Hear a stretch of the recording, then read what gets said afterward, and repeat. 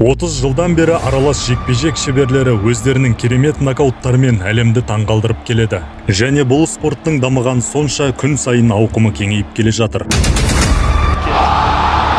Біз сіздерге бүгін UFC тарихындағы айналып тебу әдісімен орындалған топ 5 нокаутты ұсынамыз.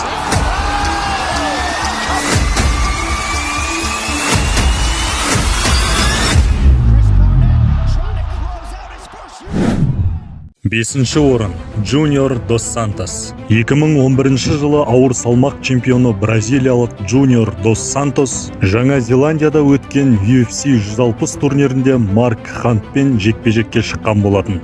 Бұл кездері Хант өз спорттық бабының шыңынан әлдеқайда құлдырап әлсіреген кезі еді. Dos Santos бұны жақсы түсінді және раундтар бойы оны тығырыққа тіреп ауыр соққылармен қарсы алды. Santos needs to use angles here. Big right hand by Junior. What a shot! He's over overhook now. Wow! Big overhand right. What a blow! Хантта оңай шағылатын жаңғақ емес еді. 2 раунд бойы қарсылық көрсетіп бақты. There's a left hook that staggered the former champion. Бірақ Junior Dos Santos 3-ші раундта оң аяғымен айналып теуіп, Марк Хантты нокаутқа жіберді.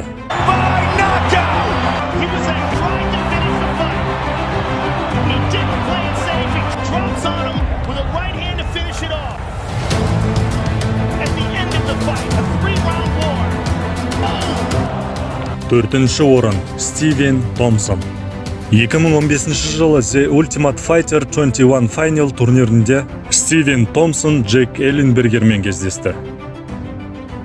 Ол кезде Томпсон болашағынан зор үміт күттірген жауынгерлердің бірі еді.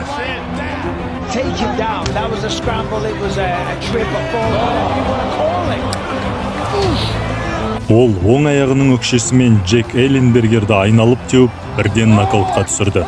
Және әрі қарай соққы жұмсаудың қажеті де болмады. Бұл жекпе-жектің аяқталуы сол кештің ең үздік нокауты деп танылды.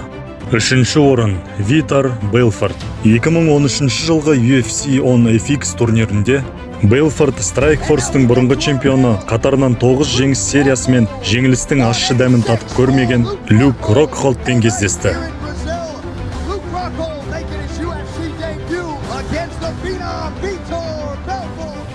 Сол аяғының сыртымен айналып тепкен Белфорттың соққысы Рокхолдтың жағына аралас жекпе-жек кітабында жазылғандай дәл есеппен келіп тиді.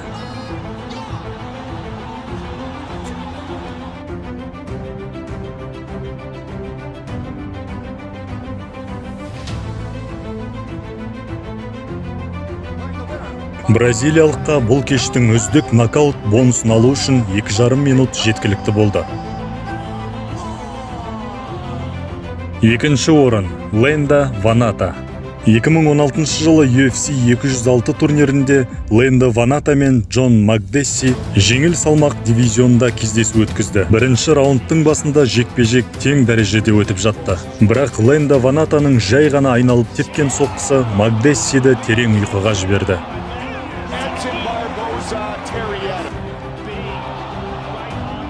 Бұл керек уақытында керек жеріне дөп тиген керемет соққы болды. Бірінші орын Эдсон Барбоза.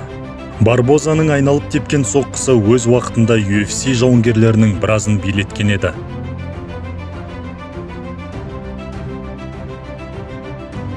UFC-дегі 10 жыл мансабында Эдсон Барбоза өте әсерлі есте қаларлық нокауттар коллекциясын жинады.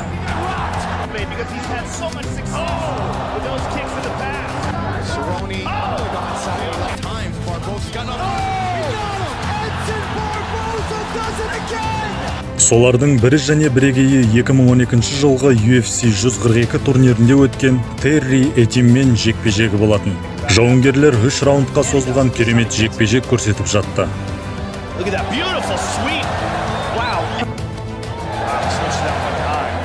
Бірақ Барбозаның орындаған керемет бір ғана соққысымен бұл жекпе-жектің тағдыры шешілді.